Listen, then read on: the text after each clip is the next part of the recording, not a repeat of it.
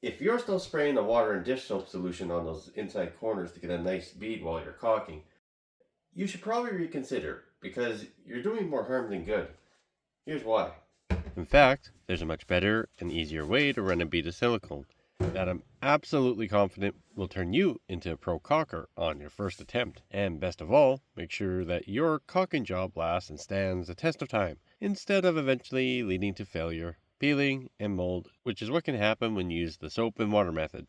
So the problem is, I've seen a lot of videos on YouTube and other places showing you that you should caulk your joint first, like this, and then what they tell you is to take this spray bottle with either window cleaner solution like a Windex or water and dish soap solution. You spray that down so it's nice and wet, like so. Give it a wipe, and voila, perfecto. You have a nice looking inside corner with no mess. I mean, for the most part, it seems to work pretty good.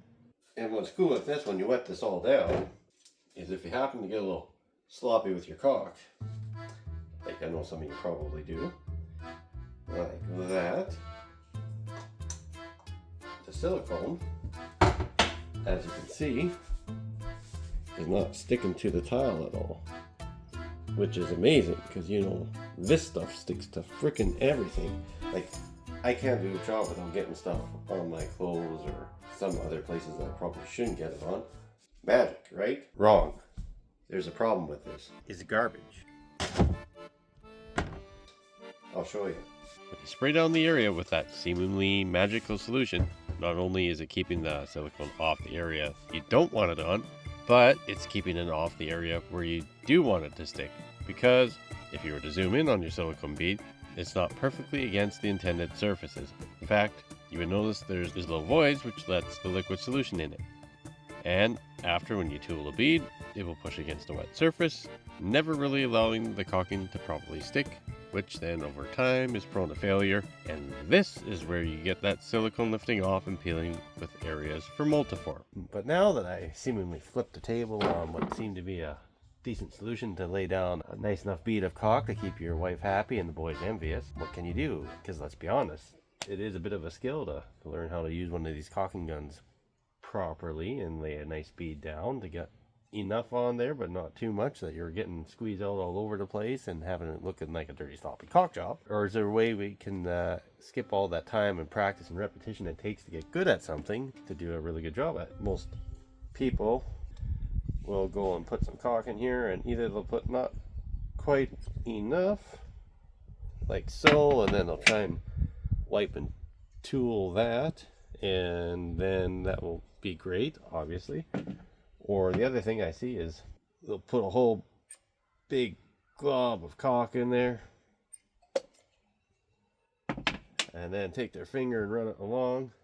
Problem. So as you can see with this one, I spread it without any use of that magic solution, and it's gone up on the walls here, and it's not very nice.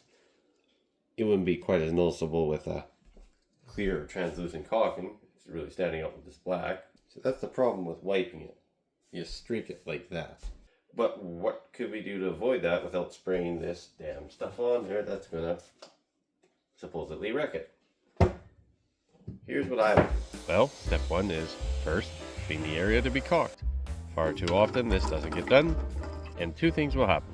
One is you'll get dirt and debris in your caulking, which looks like shit, and two, it will make it really hard for the caulking to ever stick properly. Two is, now that things are clean, you also need to thoroughly let the area dry. It's far too tempting to rush into it and get things done, but any moisture left on the surface and in any voids will keep that solution from ever having a chance at properly adhering. The third step is getting your nozzle cut to the proper size. Far too often this is the one thing people get wrong. If you have a large gap to caulk, then you'll want to cut your tip to match the size of the gap. And if it's a small or tight gap, then just cut a small amount off. I also like buying silicone tubes that have a removable tip, because if they clog, it can just swap them out for one that's not clogged. Don't cut so far down on your tube that you get a huge hole at the end here. See here, it's just a small hole left there. It's nice to get into those small corners. One bonus tip I'll give you is, if you really have to get into a tight space, I like to cut a little corner notch out of my tube like this. So what you can do is kind of small angle. Jesus Christ. Kind of angle halfway. Like that. And then angle it back. Like that. So you got something like that. And that is going to fit your inside corner nice and easy. Just like that. Especially because the tiles are tight together. I can just fit in there nice and easy. One thing you can do is take a marker and make a little line so you know where your point comes to. Line it up in there. And ever so carefully lay a nice bead down just like that. So your easiest and safest bet is going to be to actually just mask either side of the gap off here. And you're just going to take some masking tape, like, oh god damn it.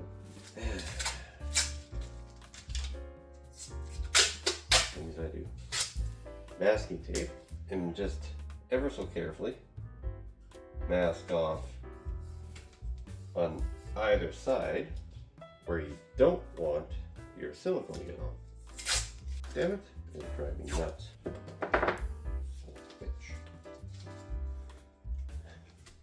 Like, as you can see here, we just masked in line with the tile that's going on top, and basically just a hair past this tile here. So the real beauty of having the tape here is I don't have to be a professional caulker. I can get a little bit too little in there, go back over, or I can get too much or kind of get all over the place. It don't really matter as long as you're staying within the confines of your tape. And now I can just simply take, with gloves, nice to have gloves, and take your finger, doesn't have to be a tool in this case, and spread it, run it once, twice, however many times you need. Without the tape, you can see that would be what you'd be left with, and then you'd be trying to clean that off, and you'd never get that off. Trust me. Pull the tape off. Would you look at that?